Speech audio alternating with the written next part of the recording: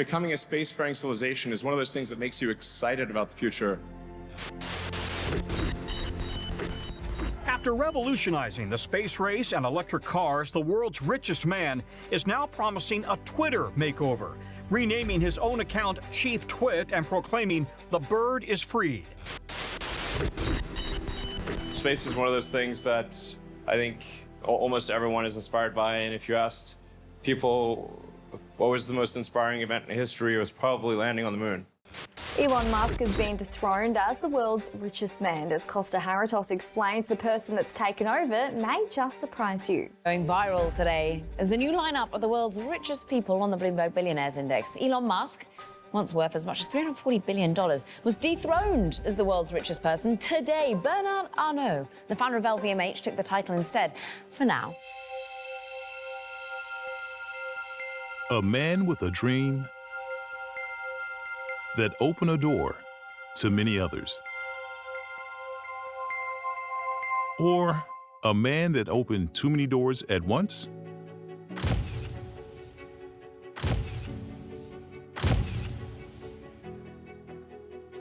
Elon Musk set himself a task, turning the impossible into possible. And through the years, he has stopped at nothing to do so. A multi-talented, dedicated, and driven entrepreneur who created groundbreaking inventions that shook the entire world. With a highly respectable reputation in the space and technology industry, Elon Musk is Iron Man incarnate. And now putting his stamp on the social media world, he has become one of the most influential entrepreneurs of the 21st century.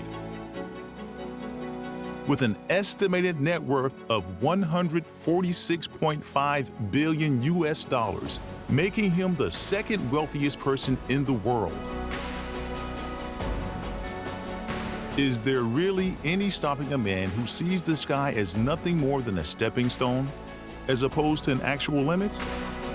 Committed to building the future, devoted to the pursuit of success, an ongoing pursuit of wanting it all, that could very well lead to losing it all in a financial decline. Will Elon Musk, reaching beyond the clouds, cause a neglect in his already existing attainments? Or can Elon Musk really conquer it all? And at what expense?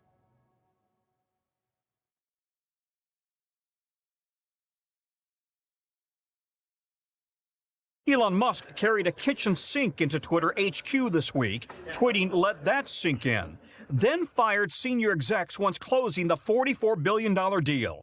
Twitter insists it remains committed to content moderation and is taking a more aggressive approach than ever. But with top advertisers deserting the platform, the question is whether this is a new beginning or the beginning of the end.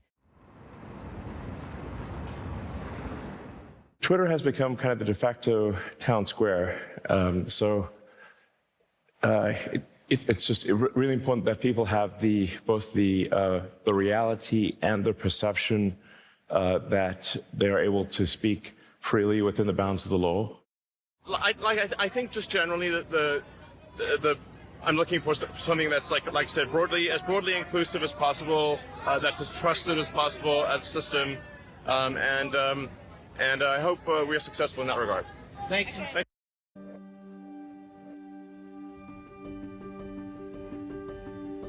Elon Reeve Musk was born on 28 June 1971 in Pretoria, South Africa. His father was a wealthy South African engineer, and his mother, May Musk, was a Canadian model. Elon was the oldest of 3 children, with his brother Kimball and his sister Tosca. They appeared to be society's picture-perfect nuclear family. But what lay on the surface was far from the reality. Elon grew up in a tumultuous household where his father was abusive towards his mother. As a result, Elon had difficulties growing up, often isolated. The relationship between him and his father was strained as he denied Elon any help to begin a career in business. He wasn't interested in his children's happiness or success. Therefore, his parents divorced when Elon was only 10 years old. Elon was different. His mother was able to distinguish his specialty at an incredibly young age, as he showed signs of being a little genius. In her autobiography published in 2019, A Woman Makes a Plan, she shared some humbled photographs of his childhood and wrote, "When Elon was young, I noticed that he read everything. After finally getting his first computer, he learned to code at only 10 years old. He taught himself programming after realizing that classes weren't helping because he was already ahead of his teachers. He quickly figured out that he could write a better software and sell it. Then he could buy better computers. And that's what he did. He created his first piece of space gaming software called Blastar. He sold it to a magazine for $500. At 12 years old, he had sold his first commercial program. It seems that Elon Musk was born with a creative superpower. He was already thinking like an entrepreneur, born to innovate and create. Despite his tough childhood, it might have been an asset for his incredible success later in life, giving him the ability to adapt and overcome the most difficult challenges and circumstances. In June 1989, he decided to leave South Africa, only 17 years old. He had in mind the American dream. Elon believed that America is where great things are possible more than in any other country in the world, the land of opportunity. He didn't have a concrete plan, but he knew that staying in his country would prohibit his potential. Against his father's wishes, he moved from his hometown to Canada. He settled at Queen's University in Ontario, where he met his first wife, Justine Wilson. They got married in 2000. He then moved to the United States to attend the University of Pennsylvania, where he graduated with BA degrees in economics and physics in 1997. He earned a scholarship to go to Stanford, where he got a PhD in energy physics. But that was only step one for Elon. He wanted to work on new technology, so he decided to move to Silicon Valley in California, where he believed he'd thrive the most. The promised land of any entrepreneur in the tech world. It was soon revealed that Musk had the capacity of foreseeing future problems the world would be dealing with. He could anticipate things and create a solution. By the time he moved, his intention was to affect the future of humanity.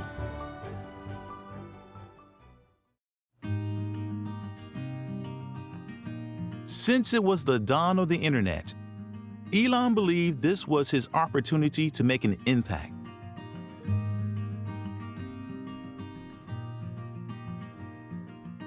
Most local businesses familiarize themselves with Yellow Pages as opposed to the internet.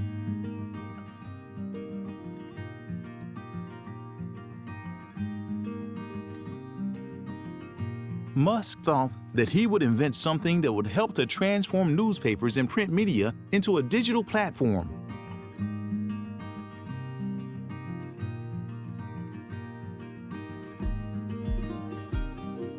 People didn't believe him. What could possibly replace the Yellow Pages?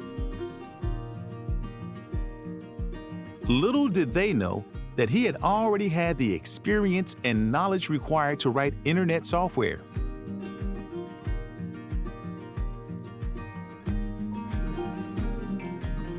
He knew he wanted to make useful things happen on the internet, even though he had no idea of what exactly to create in the beginning. This soon changed. He created his first internet software, allowing the media to convert their pay-per-print content into digital content. This was the basis of his first company, Zip2, that he created with his brother Kimball in 1995. He had no idea of the difficulty the first years would bring.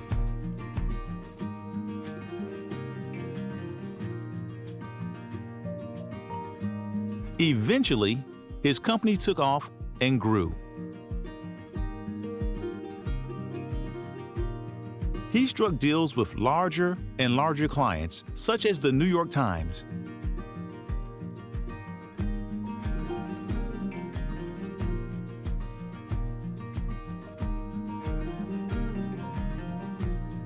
After 4 years, they finally reached the success they had wanted from the beginning.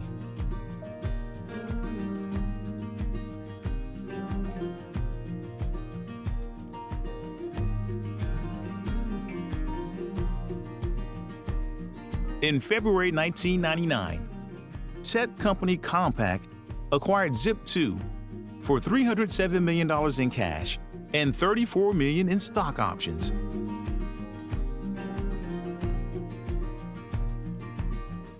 Musk was just 28 years old when he joined the ranks of the Silicon Valley millionaires.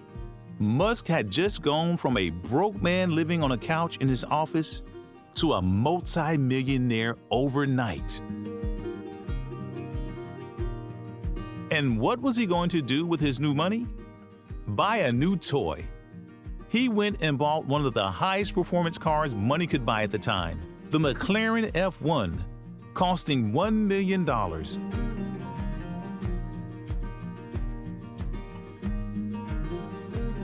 But for Musk, it was deeper than materialistic items. He wanted to change the world, not just make a small change in the newspaper's history.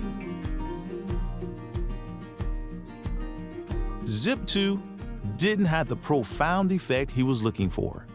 He soon got more interested in building a new company. He was always thinking, what could they do next?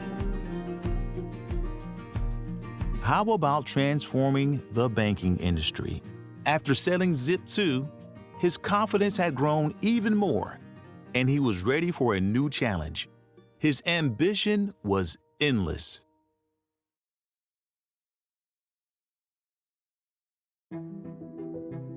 In 1999, only a month after selling Zip2, Elon and Kimball used the money for their sale to found X.com, known as the now incredibly popular PayPal. Money transactions used to be very slow. In fact, people mailing checks to each other could take weeks just to complete a single transaction. Musk noticed that there was a problem here to be fixed and an opportunity to make a real profound change in the financial world. He invented PayPal to make money transfer and payments easier without having to deal with cash. Ahead of his time, Musk's second business grew fast, and by the end of the second year, it exploded with 1 million customers.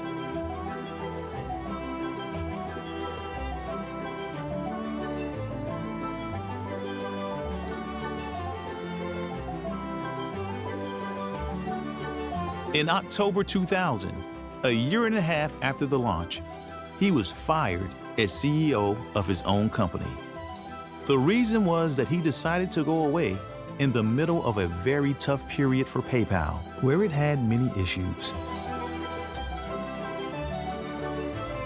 Upon his return, his CEO position had been replaced.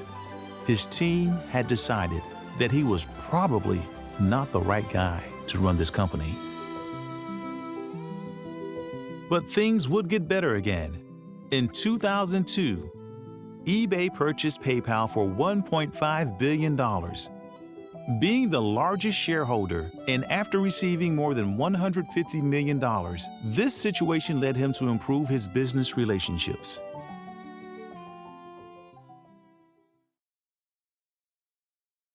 And just as things started to look up again for the successful entrepreneur, matters in his personal life were anything but.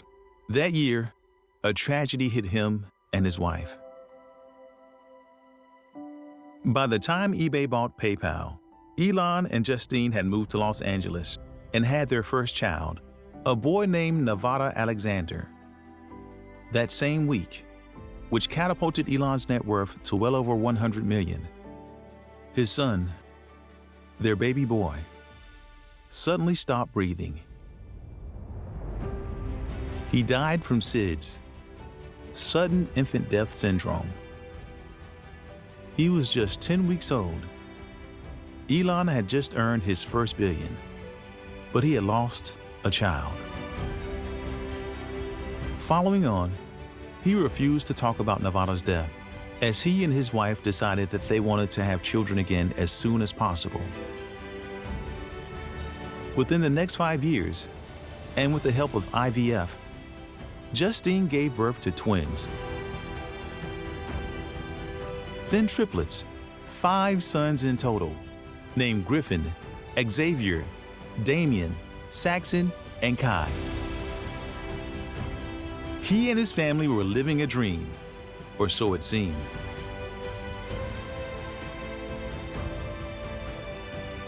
Justine declared feeling that she had turned into a trophy wife and that their relationship had become unhealthy and unsustainable. The tragic death of their first child, Elon's priorities and obsessions with work, led to them growing apart.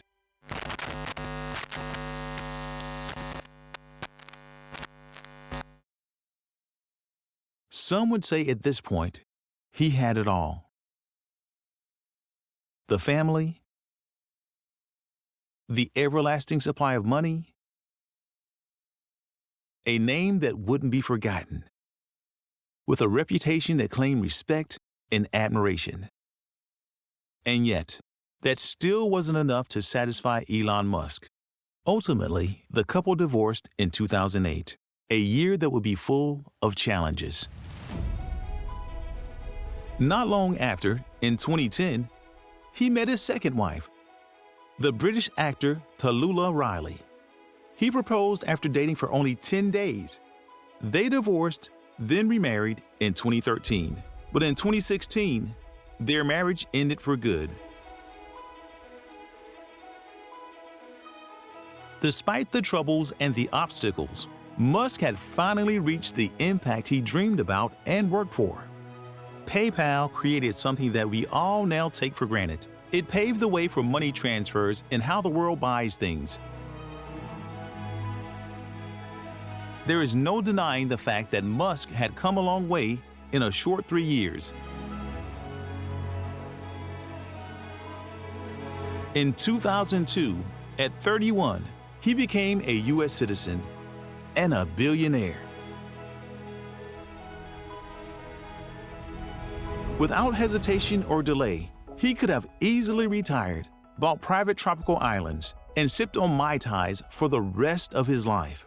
But that did not intrigue him. Musk's interest lay in a more inspiring future, like exploring outer space.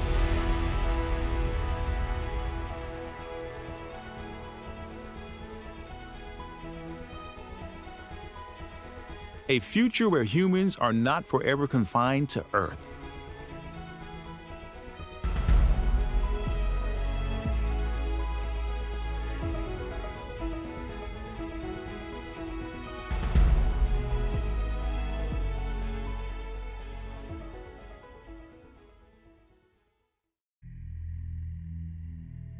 After PayPal's success, his new goal was to enable the human civilization to leave the planet Earth.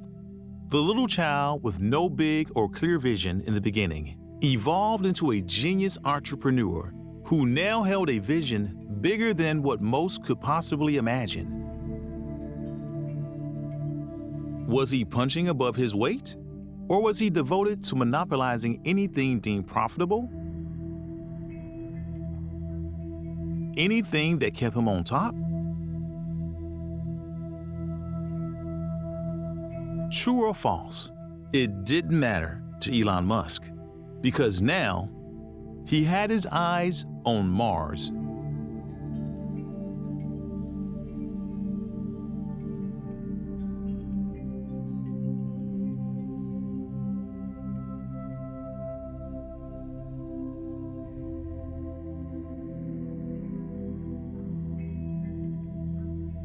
In 2002, he founded his third company, SpaceX, the Space Exploration Technologies Corporation, with the intention of building spacecraft for commercial space travel.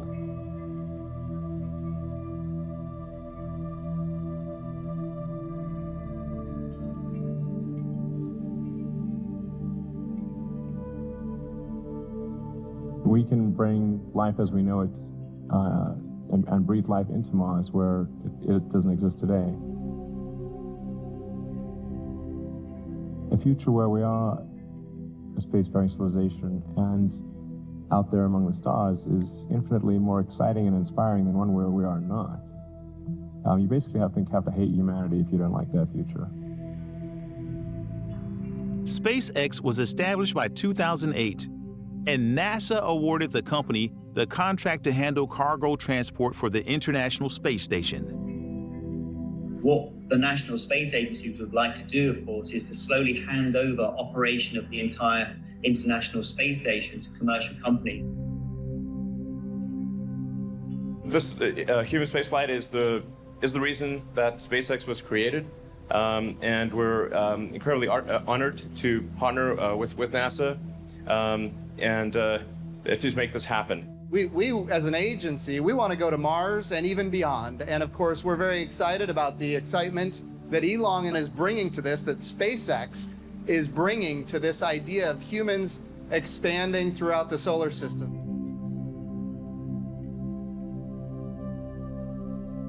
You know, having some permanent presence on another heavenly body, which would be the kind of the moon base, and then and then getting people to Mars and beyond. You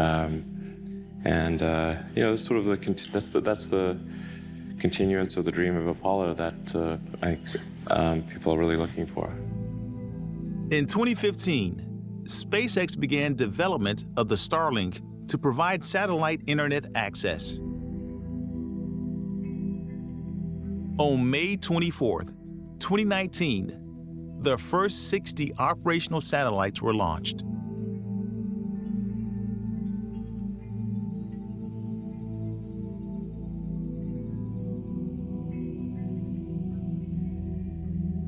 This is a huge step for us.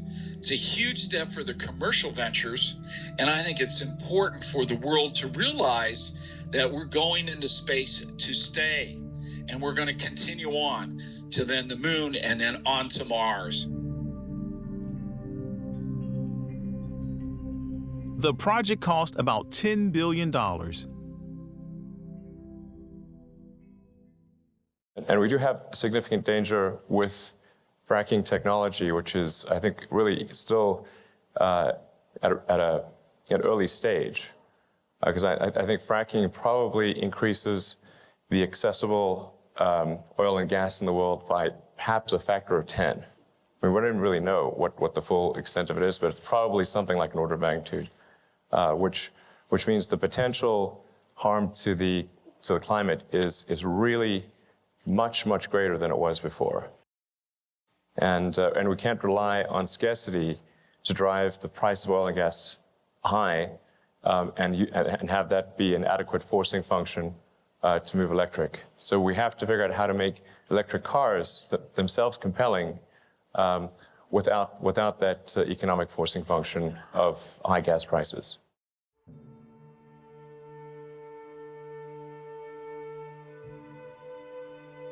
Having always been fascinated by rockets and fast cars, Musk wanted to find a way to end the destructive use of fossil fuels. So his next move in 2004 would need every chance on his side. He got involved with a company he believed would change the course of humanity and build a more sustainable future. A company with revolutionary technology, dedicated to the environment, to the best customer experience, to success. The incredibly popular Tesla Motors.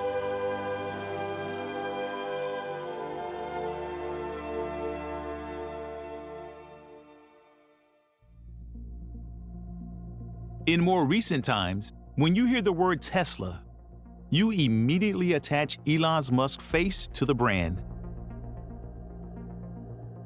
However, it was actually founded by two less-known engineers who simply had a vision for transport, using energy that was better for the environment.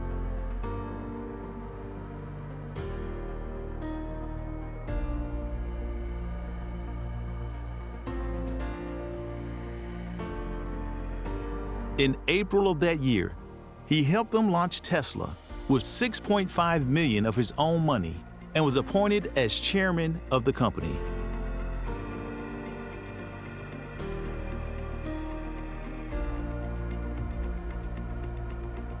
Our goal is to get to cars that everyone can afford as soon as possible. But any technology has to go through a learning curve and has to go through economies of scale and that kind of thing. So for us, being a little startup, we had to start off with a car that was in low production and necessarily expensive. And of course, it has only the first version of technology. Tesla have only sold 1,300 Roadsters, so critics have argued that as such a small company, they'll never have the scale to revolutionize the automobile industry. But they have sold their battery technology to Daimler, who will build it into an electric smart car. And they hope that the Roadster is a convincing enough replica of a regular car that the public might just believe that the future really is electric. No, I think all transport, with the exception of rockets, will go fully electric. So that's why, I mean, I see the value of Tesla as an accelerant, as a catalyst in that transition. The first Tesla Roadster car was released to the market in 2008, a sports car capable of accelerating from 0 to 60 miles per hour in 3.7 seconds. But Musk had underestimated the production cost of such high-end cars. They weren't able to predict how difficult the following years would really be.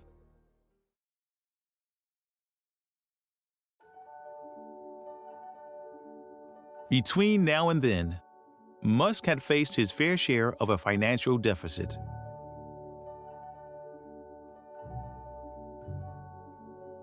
Particularly in 2008, with the global financial crisis leaving both Tesla and SpaceX with 10% survival.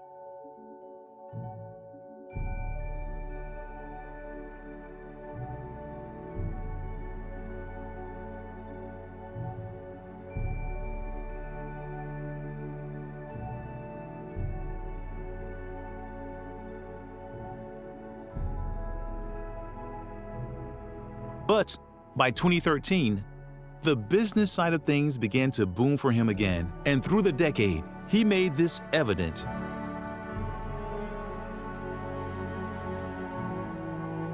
He released a concept for a new form of transportation called the Hyperloop in 2013.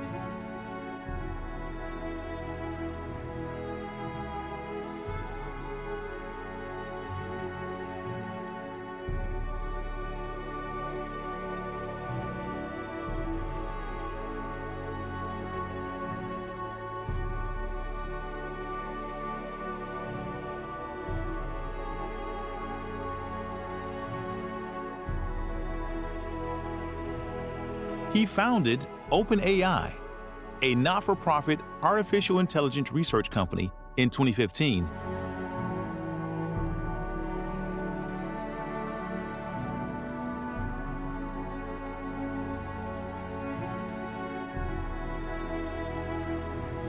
With his hands full, the multi-billionaire co-founded Neuralink, a neurotechnology startup company, in 2016.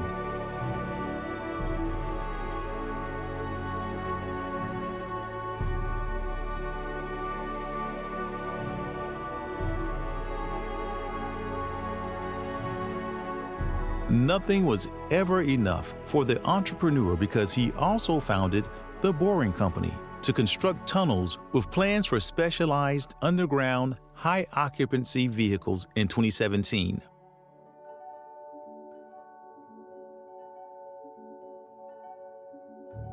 Elon was unstoppable, an influential force that couldn't be tamed.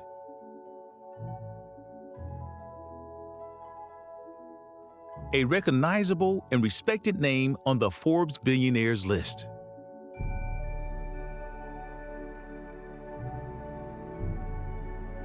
It was no longer a question of what could he accomplish next. My guess is in probably 10 years, it will be very unusual for cars to be built that are not fully autonomous. Owning a car that is not self-driving in the long term will be like owning a horse. You would own it and you would use it for sentimental reasons, but not for,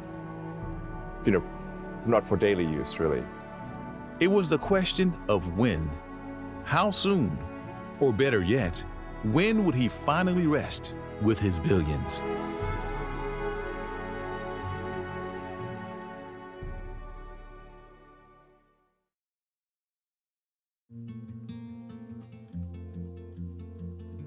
Two years after his second divorce with Tallulah Riley, and after his short-lived relationship with Amber Heard, evoking headlines when her ex-husband Johnny Depp accused the two of engaging in an affair since 2012, an accusation they both denied. Musk appeared at the Met Gala in 2018 with a new girlfriend on his arm, Canadian singer-producer Claire Boucher, professionally known as Grimes. They met online a few weeks before, after Musk discovered a joke on Twitter about artificial intelligence on Grimes' account. He reached out to her, and they started dating quietly since then. Musk told the Wall Street Journal that he loves her for her wild artistic creativity and intense work ethic.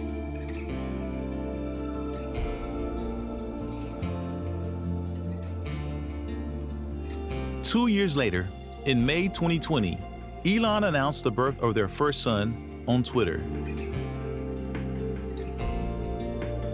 A son with the most unusual name, which was shortened to X. The couple initially announced that they had named their new baby X-A12 Musk. I mean, it's just X, the letter X.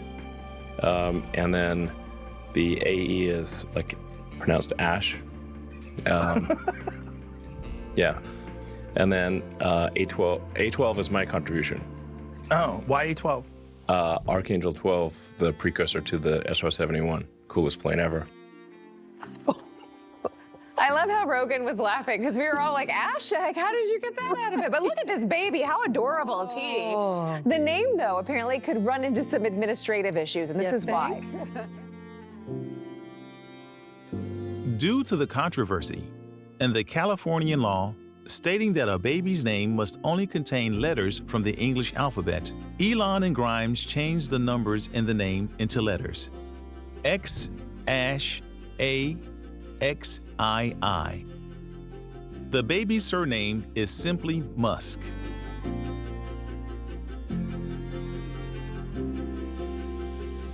But the name of Grimes and Musk's son isn't the only thing controversial about him. And when Elon Musk isn't bouncing between his multi-million-dollar businesses, he tweets. And those tweets come at an expense.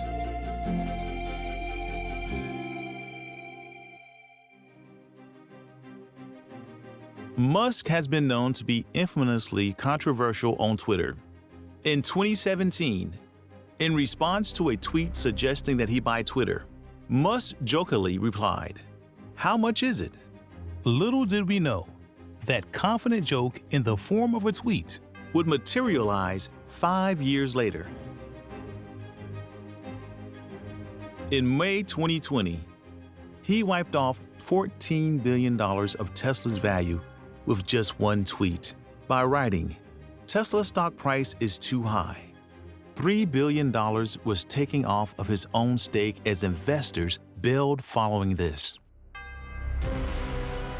By January 2021, Musk had a beaming net worth of $185 billion, surpassing Amazon founder Jeff Bezos.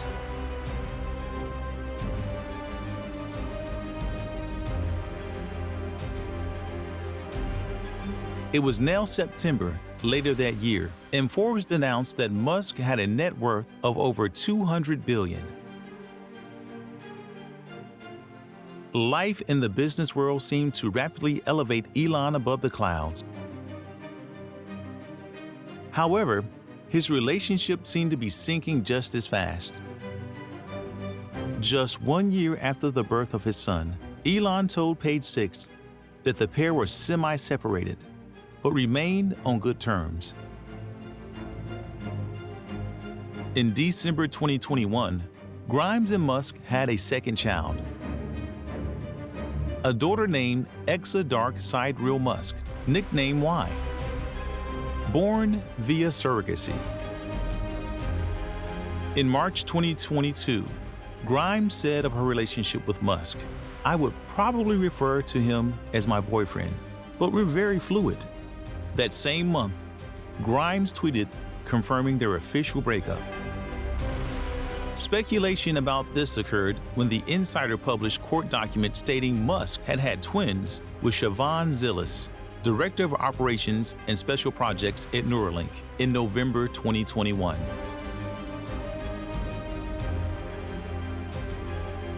But that wasn't all that occurred that November. He also became the first person worth over $300 billion. He had done it. Elon Musk was the richest person in the world. It was almost as if he owned it. And Twitter was next for the taking.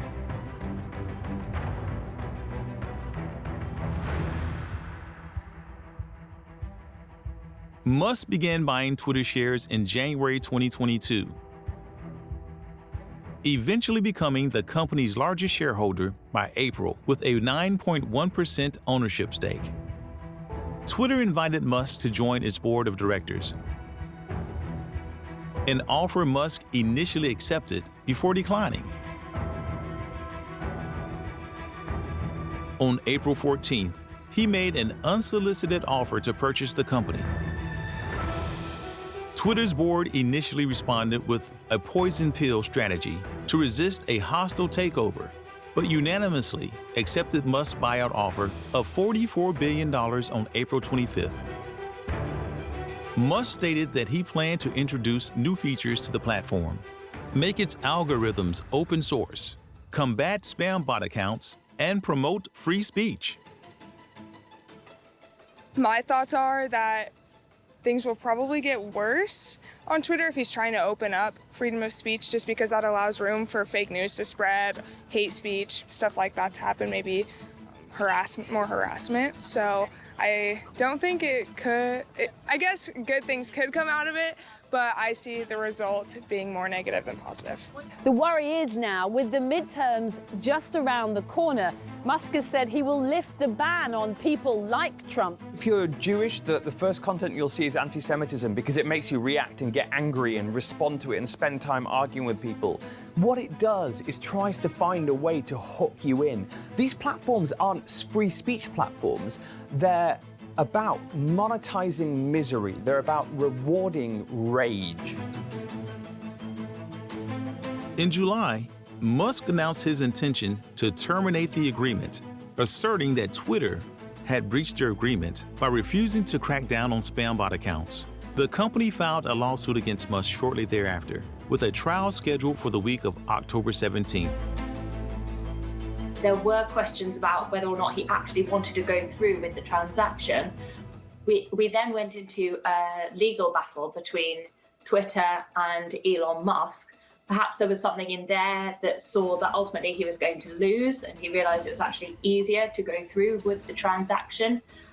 It's very difficult to say exactly what's happening behind the scenes, but what we do know is that now he is in charge of Twitter, and he could reportedly, in fact, become the CEO as well.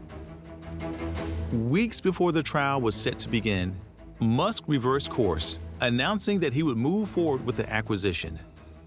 The deal was closed on October 27th, with Musk immediately becoming Twitter's new owner and CEO, and Twitter was taken private.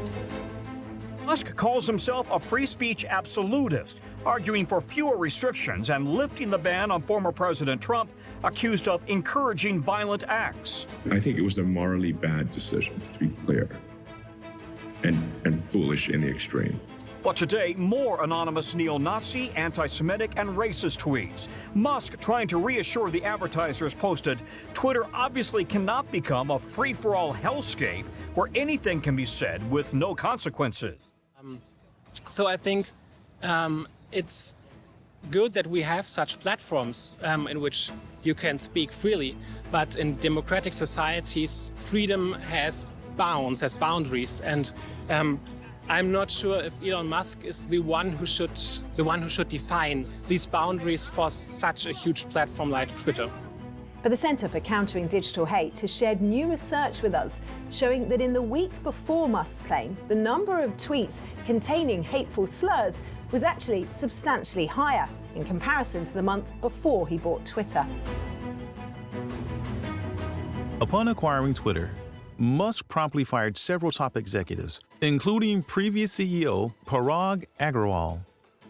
Musk has since proposed several reforms to Twitter and laid off half of the company's workforce. Hundreds of employees then resigned from the company after Musk issued an ultimatum demanding they commit to extremely hardcore work. Now, if you're on Twitter, you'll have already seen a number of people saying their goodbyes and linking to other accounts and platforms. It comes after the social media company was forced to temporarily close its offices to staff after many walked out. The new owner, Elon Musk, has called on employees to sign up for long hours at high intensity or leave. Yeah, I think Elon Musk is still trying to treat this as humor, like he has with many things. Just hours ago, he posted the image of a tombstone. His Twitter account is full of memes and jokes. People want a degree of seriousness. They consider this a really important product in the world. The thousands of people who work there who've lost their jobs. It's about the millions of people who've actually come to rely on it as a service. It doesn't seem to be treating anybody with any respect at all. The first weeks of Musk's tenure at Twitter have been widely described as chaotic and tumultuous by the media. Harvard professor Sandra Sutter called Musk mass layoffs poorly handled. Jason Wilson of the Southern Poverty Law Center criticized Musk's perceived disinterest in policing hate speech, observing an increase in verified white nationalists and other far-right extremists. I don't know if anybody left in that company has any morale left working for him as a leader, and we're just going to have to see what unfolds over the next few days and weeks, or maybe even hours. Elon Musk did not last long as the world's richest person. A little more than a year after reaching the top, he has been eclipsed by a 73-year-old French billionaire, Bernard Arnault, according to analysts at Forbes. Musk's $176.8 billion real-time net worth is based largely on his 25% ownership of Tesla, but stocks closed down 6.87% in one day alone. The stocks of the automotive company have more than halved in value this year, partially due to the sell-off that accelerated in the wake of his $44 billion Twitter acquisition, where he sold off approximately $4 billion of Tesla stock. And Musk, of course, he's lost more than $100 billion just this year and is now worth, only $167 billion. His drop as the world's richest came as Tesla's market value fell below $500 billion for the first time since November 2020. And of course, this is amid concerns about the slowing demand for electronic vehicles and Elon Musk's focus running Twitter. Elon may be known even more now for his infamous Twitter takedown. But at what expense? Was the acquisition of Twitter and making a statement worth losing a title he had dedicated years to acclaim? Musk's revolutionary concepts and the ideology that the only imitation is believing there truly is one have enabled him to reach unimaginable heights. There is no doubt that he will not continue to succeed beyond measures. But to see the sky as anything but the limit puts in question whether Musk will continue to achieve the unthinkable and stay above the clouds, or whether his need to claim it all will result in the cause of his own downfall. Only time will tell.